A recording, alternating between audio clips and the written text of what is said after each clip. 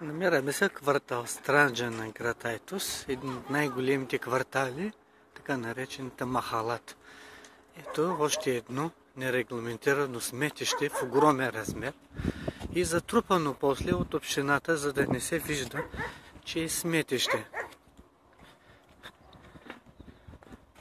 Вижте размера, колко е огромно това сметище.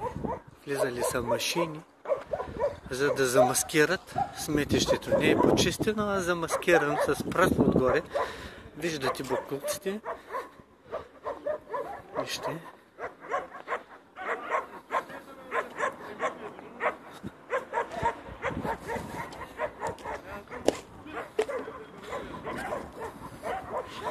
Виждате как е хвърлена пръста, за да се замаскира всичкото това.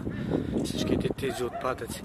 Вижте нивото на предната земя колко е. Смята, има повече от 3 метра височина е бунището. А това е в рамките на града. Вижте, в рамките на града.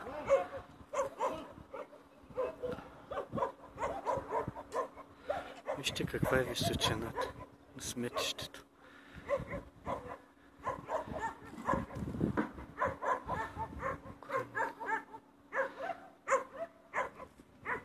Вижте разпръснатите боклуци.